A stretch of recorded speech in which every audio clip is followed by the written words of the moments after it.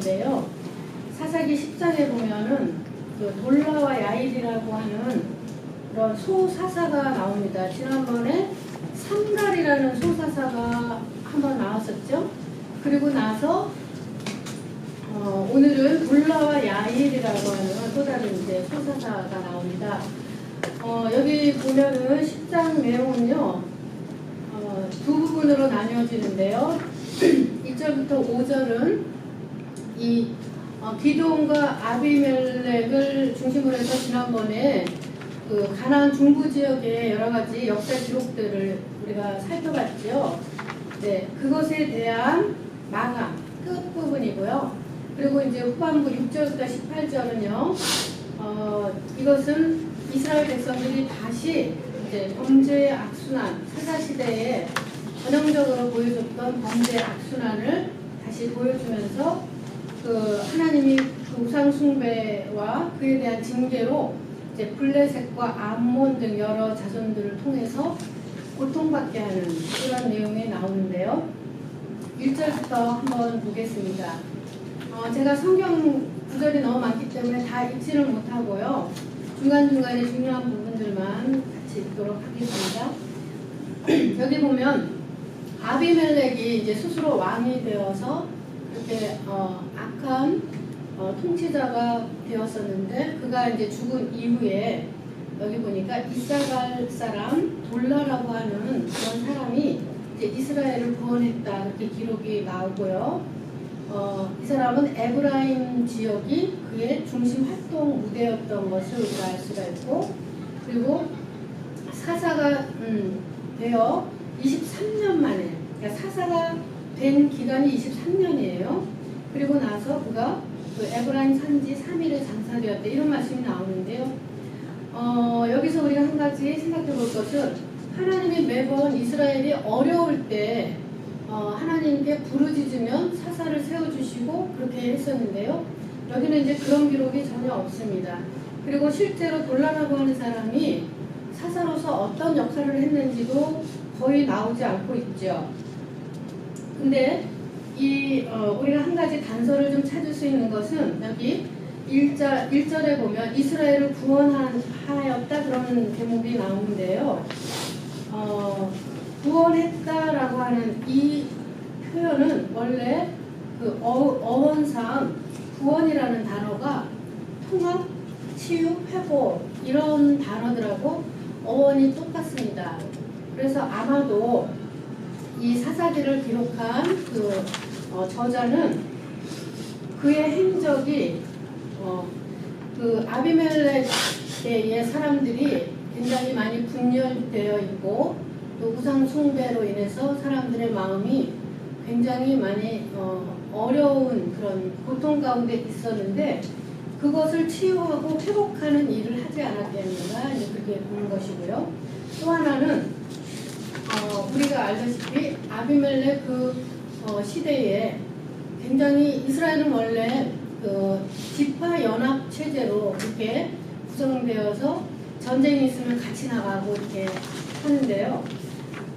내분이 일어나고 서로 분열이 생기고, 그러면서 아마도 그는 이 지파들을 서로 통합하는 그런 일을 하지 않았겠는가, 그것을 구원하였다, 그런 것으로 표현할 수 있는 것이죠. 네. 그래서 이 아비멜렉 이후에 어떤 지역적인 분쟁이나 지파들 간의 문제, 이런 것들을 처리하고 통합하고 또 여호와 신앙을 회복하는 그런 지도자 역할을 수행했다라고 볼 수가 있습니다. 그리고 이제 굉장히 평화로운 시기를 지냈다는 것을 우리가 이제 알 수가 있죠. 자, 그런데 야일이라고 하는 또 다른 소사사가 있는데요. 이 야일은 22년 동안 이제 이스라엘의 사사가 되었습니다. 이 두 사람 다 굉장히 통치 기간은 길지만 짧습니다. 이 기록된 내용이 짧습니다. 그만큼 별 아무런 탈 없이, 고통스러운 상황 없이 그렇게 평화로운 시대를 보냈다라고 볼 수 있는데요. 여기에는 또 길르앗 사람 야일이 나옵니다. 우리가 이렇게 사사들을 쭉 보면 어느 지파 사람 누구라고 이렇게 나와 있는데요. 전체적으로 나중에 다 살펴본 다음에 여러분이 도표를 한번 보시면 각 지파가 다 다 분배되어서 사사들의 기록이 나온 것을 알 수가 있어요. 이것은 각 지파별로 분배하는 그런 형식으로 이제 저자가 기록했다는 것이죠. 야일이라고 하는 사람의 이름의 뜻은요, 빛을 비추는 자, 그런 뜻입니다. 이스라엘의 구원과 관계가 있는 그런 이름인데요. 하나님의 뜻을 이스라엘 백성들에게 비추어 그들을 깨우쳐주는 역할을 수행한 것으로 보입니다. 그리고 이제 4절의 내용에 보면 재미있는 이야기가 나오는데, 그에게 아들 30이 있어 어린 낙이 30을 탔고 성읍 30을 두었는데 그 성들은 길앗 땅에 있고 오늘까지 하롯 야일이라 칭한다, 이런 내용이 나오죠. 4절의 내용 보면 고대 근동의 축적제도, 우리 지난번에 기드온에게서도 볼 수 있었던 것처럼 많은 이제 자식들을 두었다는 것이고요. 그들이 어린 나귀 30을 탔다. 어린 나귀는 그때 당시에는 부의 상징입니다. 그리고 높은 지위에 있는 사람들을 가질 수 있는 것이었죠. 그래서 높은 지위의 신분과 위엄을 가졌다, 그런 뜻이고요. 또 30명의 아들들이 각자 자기 성읍 하나씩을 가지고 있었다는 거거든요. 그런데 여기서 우리가 볼 것은 하롯 야일이라는 그 마을의 이름인데요. 하봇이라고 하는 것은 원래 장막을 뜻하는 거였는데 나중에는 우리식으로 하면 거주지, 마을, 빌리지 뭐 그런 뜻이겠죠. 그런 뜻으로 이제 의미 변화가 된 거고요. 또 야일의 마을이다, 그런 뜻입니다. 하봇 야일이라는 것은 그렇기 때문에 야일의 마을이라는 뜻인데요.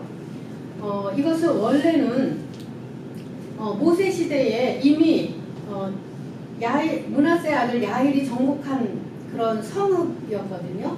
그 성읍을 가리키는 말이고요. 사사 야일의 아들들이 계속 아마 그 성읍들을 소유하고 있었을 것이다, 이제 그렇게 볼 수가 있습니다. 하롯 야일이라는 이름도 그래서 그 이전에 이미 있었던 이름이라고 하는 것이죠. 자, 6절부터 보면 이스라엘 자손이 여호와의 목전에 악을 다시 행했습니다. 그래서 바알들과 아스다롯과 아람의 신들과 시돈의 신들과 모압의 신들, 암몬 자손의 신들과 블레셋 사람의 신들을 섬기고 여호와를 버려 그를 섬기지 아니함으로, 그래서 하나님 진노하셨다. 이스라엘을 둘러싸고 동서남북으로 전부 이 이방 백성들이 다, 이방 민족들이 다 진치고 있습니다. 그 가나안 정복을 하면서 그런 이제 그 땅의 구조 자체가 영토가 그렇게 되었다는 것이죠. 자, 그래서 블레셋 사람의 손과 암몬 자손의 손에 하나님이 파셨다, 이렇게 표현을 합니다. 그래서 그들이 18년 동안 학대를 당했다, 그렇게 말을 하고 있어요. 자, 그런데 그들이 이제 그들 중에 암몬 자손이 유다와 베냐민과 에브라임 족속을 쳤어요. 서로 요단 건너편에 다르게 있는 땅이었는데 이리로 와서 쳤습니다. 그래서 이스라엘의 공고가 심했다, 그렇게 말을 합니다. 자, 평화가 깨진 이유는 우상숭배죠, 다시. 그리고 여기 보니까 바알과 아스다로 그랬는데 가장 가난한 족속들의 대표적인 신인 거 우리가 알고 있고요. 자, 아람의 신들 그랬는데 아람은 시리아거든요, 시리아. 예, 그들이 섬기던 신은 하다, 아낫, 못, 우리 지난번에 바알의 형제 중에 못이라고 있었죠. 림몬, 이런 것들이 있었습니다. 그리고 아하스 왕은요, 이 아람 신들을 숭배해서 단을 세우고 희생제물을 바치기로 한 기록이 열왕기 하에 나옵니다. 그리고 시돈의 신들 그랬는데 시돈의 신들은 이세벨이 가지고 들어온 것이죠. 이스라엘에 가지고 들여온 나중에 바알과 아세라를 가리키는 말입니다. 그래서 시돈의 이 신들과 대결해서 엘리야 선지자가 싸운 내용이 나오죠. 자, 모압의 신들, 이 모압의 신은 그모스예요. 그모스인데 이 그모스도 바알의 다른 이름으로 이렇게 불려집니다. 그런데 암몬 자손의 신은 밀고, 또 말강, 몰렉, 우리가 주로 많이 하는 게 몰렉이죠, 몰렉. 그리고 몰록, 이렇게 이제 기록이 되어 있는데요. 이건 나중에 예언서에 보면 이것이 나와 있습니다. 특히 몰렉 신의 제사 의식은요, 자녀로 하여금 불을 통과하게 하는 그런 악한 것이에요. 그리고 자식들을 불에 태워 번제로 드리는, 그것은 이 몰렉 신의 제사 의식 중에 하나입니다. 하나님은 절대로 이런 제사를 원치 않으시는 거죠. 예. 블레셋 사람의 신들은요 다곤이에요. 이것도 또한 그 바알의 또 다른 이름으로 볼 수가 있죠. 예. 그래서 여호와를 버려 섬기지 않았다. 버리다라고 하는 말은 여호와를 버렸다. 그들이 스스로 다른 이방신의 종이 되어 봉사한다. 그런 의미로 볼 수가 있고요. 완전히 이제 배교하고 악한 반역을 그렇게 적극적인 성향을 반영하고 있어요. 그래서 이 사람들이 그냥 마지못해 한 것이 아니라 자기네들이 아주 적극적으로 우상을 숭배하는 그런 죄를 저질렀다는 거죠. 자, 그래서 이제 여기서 보면 블레셋하고 암몬 얘기가 나오는데, 블레셋은 이제 앞으로 나올 삼손의 이야기를 조금 이제 예고하고 있는 것이고요. 암몬은 이제 11장부터 나오는 입다의 구원의 역사, 그것의 서막을 드러내주고 있는 그런 대목입니다. 자, 그런데 우리 암몬에 대해서 좀 보면요. 암몬은 에후 시대에 우리가 한번 본 적이 있죠. 모압의 에글론하고 동맹을 맺어가지고 이스라엘을 쳐들어왔던 에후 시대에 그랬죠. 사사 에후 시대에 들어왔던 그런 족속들인데요. 이 요단 저편 길르앗 아모리 사람의 땅 그랬는데, 이 길르앗은 아모리 족속 땅하고 르우벤, 갓, 므낫세 반지파에게 준 땅입니다. 이게.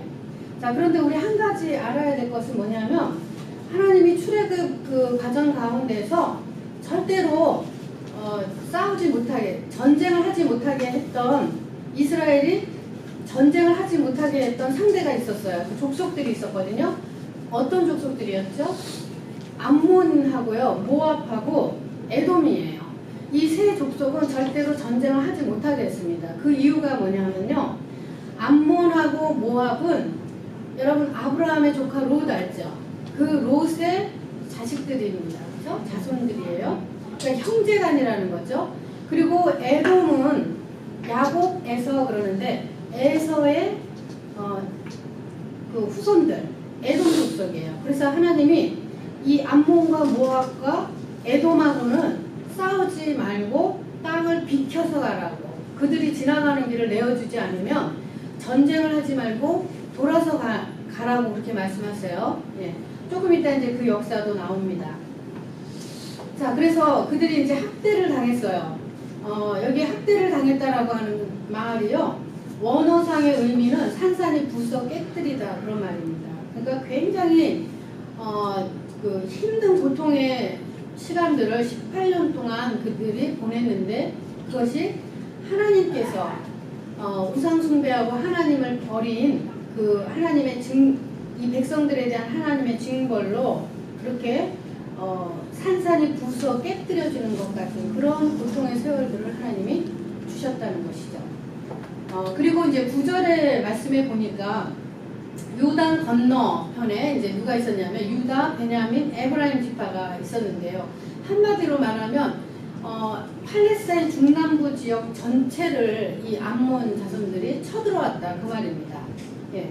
그래서 그들이 들어온 이유는 뭐냐면, 예전에 아주 오래전에 그 땅이 우리 땅이었으니까 그 땅을 되돌려달라, 이런 어거지를 쓰는 거예요, 한마디로. 예. 왜냐하면 이스라엘 백성들이 약해져 있으니까, 강할 때는 아무 말 못하다가 이제 약해져 있으니까 와서 우리 땅이다 내놔라 이러는 겁니다. 마치 일본이 우리더러 독도 내놔라 우리 땅이다 그러는 거하고 똑같아요. 우리가 조금 약해 보이면 아주 더 강하게 나오잖아요. 그거하고 비슷한 거죠. 자, 그런데 이때에 이스라엘을 구원할 사사가 없었고, 또 암몬의 약탈이 아주 기습적으로 이렇게 기습적으로 진행되었다는 거죠. 근데 우리가 다른 데에 보면 다른 사사들은 대부분이 전부 하나님이 사사로 세우시고 부르시고 하나님의 영이 임하고 이런 과정들을 거치는데요. 이제 앞으로 보겠지만 이 입다라고 하는 사람은 하나님이 부르신 그런 부르심을 경험한 사람이 아니에요. 이 사사는 조금 다릅니다. 자, 그래서 이제 10절 이하에 보니까 이스라엘 자손들이 하나님께 부르짖습니다. 우리가 바알들을 섬겨서 주님께 범죄했습니다. 그런데 여기서 한 가지, 이전에 이스라엘 백성들이 회개했던 거하고 좀 다른 게 있는데요. 그때는 너무 고통스러우니까 우리 좀 구해주세요. 이 악재로부터 벗어나게 해주세요. 그리고는 말로는 하나님께 막 구원해달라고 했지만 뒤로 돌아서는 진정한 회개가 없었어요. 그래서 다시 또 바알을 섬기고 그렇게 했죠. 근데 여기 이번에는 좀 다릅니다. 이게 뭐냐면 하나님이 하나님께 막 이제 저기를 했는데 구해달라고 우리를 건져내달라고 했는데 하나님께서 뭐라고 말씀하시냐면 13절 14절에 보니까 너희가 나를 버리고 다른 신들을 섬기니 내가 다시는 너희를 구원하지 않겠다. 하나님이 그전에는 항상 아주 급히 그들을 구원해 주실 사사를 세우시거나 아니면 선지자를 보내서 좀 야단을 치시죠. 경고를 주시죠. 그런데 여기서는 하나님이 직접 이제는 내가 너희를 다시는 돌아보지도 않고 구원하지 않겠다. 그러면서 가서 너희가 택한 신들에게 부르짖어 너희 환난 때 너희를 구원하게 해라. 그렇게 이제 하나님이 마음을 완전히 닫으세요. 자, 그런데 참된 회개가 아니었던 그때에 또 하나님이 그것을 아시면서도 또 다른 이방의 악재에서 그들을 또 다시 이제 이렇게 구원해내시고 이렇게 했는데 이번 경우에는요 이스라엘이 먼저 죄를 고백합니다. 하나님 앞에. 그전에는 선지자들이 가서 경고해서 하나님 앞에 죄를 회개하거나 그렇게 했는데 먼저 죄를 회개하고요. 이 죄의 고백이 아주 순수한 회개의 고백이라고 하는 것을 우리가 알 수가 있어요. 그런데 암몬의 학대가 얼마나 극심했으면 그들이 이제는 정말 더 이상 하나님께 그냥 부르짖는 것으로는 안 되겠다. 그렇게 이제 생각을 한 것이죠. 자, 그래서 하나님께서 여기서 애국 사람과 아모리 사람과에 쭉 말씀하시는데 이스라엘의 여정에 다 한 번씩 거쳤던 그런 족속들을 하나님이 다 일일이 열거하시는 거예요, 이게. 그래서 애국 사람, 이스라엘 출애굽과 연관이 되어 있죠. 아모리 사람 어떻게 됩니까? 아모리 사람들은 출애굽 이후에 광야에서 한번 전쟁을 치른 일이 있는데 이스라엘 백성들이 먼저 전쟁을 건 게 아니고 선제 공격을 저쪽에서 해온 경우였어요. 아모리 사람들 경우에는. 그들은 이스라엘 사람들을 두려워했기 때문에요. 한때는 그 발락이라는 사람에게 돈을 주어서 이스라엘을 저주하기도 하고 이제 발람이라고 하는 그런 사람에게 그런 식으로 해서 이스라엘을 굉장히 그러나 두려워했습니다. 민수기에 나오는 전쟁 이야기 이제 나중에 한번 찾아보시고요.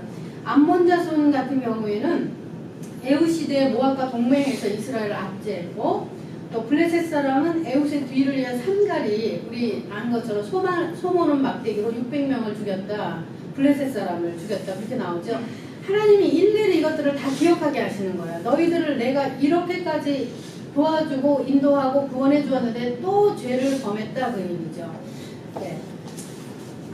자, 그래서 이제 하나님이요 우상 숭배의 죄악에 대해서 아주 엄중하게 책망하고 경고를 하시는데요.